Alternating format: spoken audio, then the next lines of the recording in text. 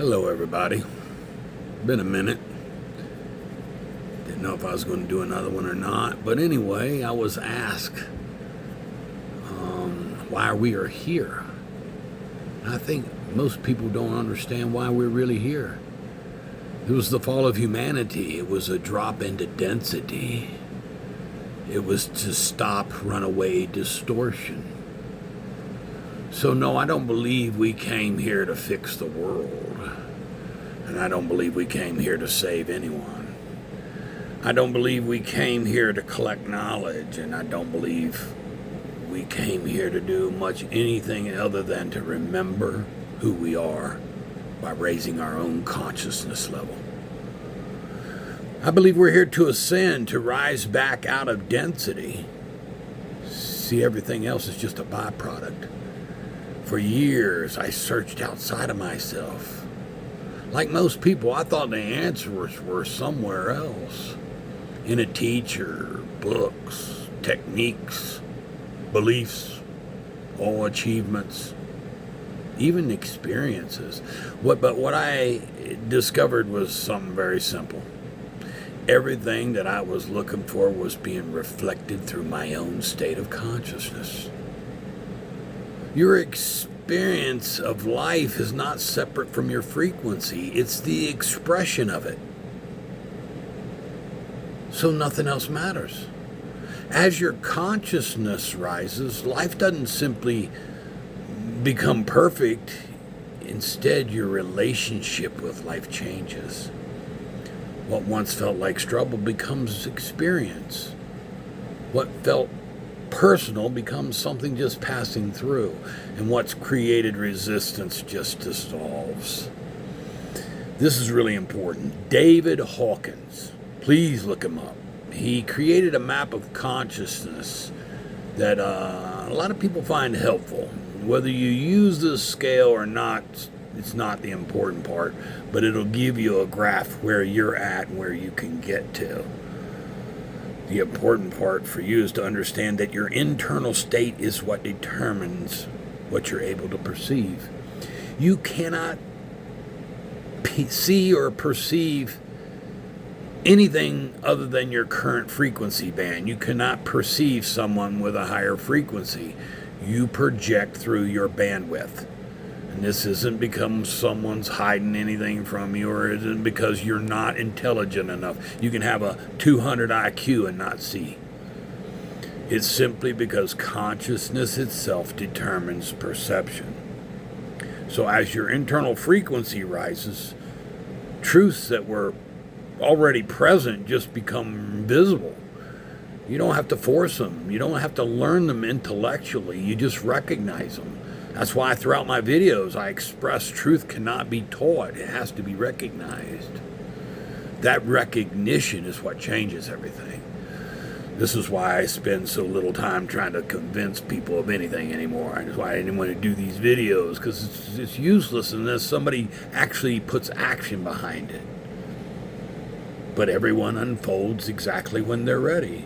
You can't force a rosebud to open. The flower appears when it's ready. No one can skip their own journey. No one can borrow another person's consciousness. The only thing any of us can truly do is continue to refine ourselves. This has to be continuous. And when real change starts, when you do these things, people ask me what they should do. My answer keeps getting simpler and simpler. Just become more present. Slow down. Pause before everything. Allow things to arise. Quit resisting. Notice when you're contracting. Feel it completely without creating another story around it. See, as those contractions dissolve, something remarkable happens. Life begins flowing. You're not feeling like you're pushing it uphill. You got to allow that nervous system to settle and let life soften. Then joy begins to appear with no external reason. You start discovering that peace isn't something that you create. It's what remains when resistance falls away. For me, I said in stillness, gentle movements, somatic release movements. These have been ways of allowing me to get rid of old survival patterns, to complete the energy movement. I don't want to carry that stuff for another decade or two.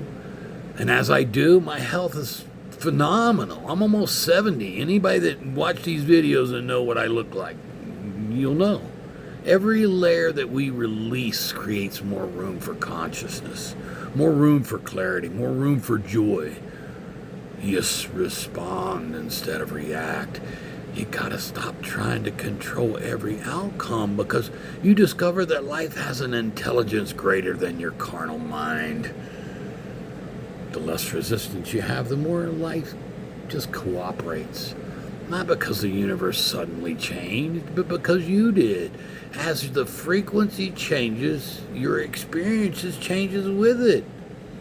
If someone asks me what they're supposed to do with their life, my answer is this: just become the clearest expression of consciousness that you can become. To live at your highest joy. A level of joy that you honestly can, not manufactured happiness and not pretending that everything's okay.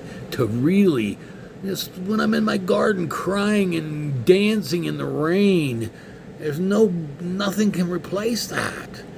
Real joy comes from no longer fighting what is. And as that happens, you naturally become kinder and gentler and more patient, more compassionate, creative.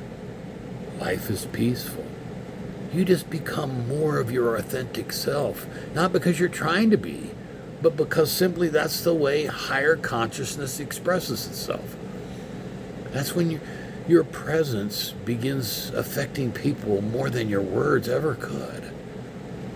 You don't have to preach or convince. You don't have to wake anybody up. Your life becomes the entire message. Somebody asks, share. If they don't, just keep becoming more of yourself. That's enough. In my experience, that's why we're here, to remember ourselves, to raise our consciousness, to embody more love, more presence, more joy. Everything will unfold from there. So just take care of your own consciousness first. That's your priority of life. If the world you experience will rise with you, why not rise as far as you can?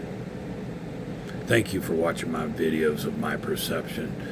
And thank you for walking your own path. Just trust it. Nobody else can walk it for you, and nobody else needs to. Love and light, guys. Have a great day.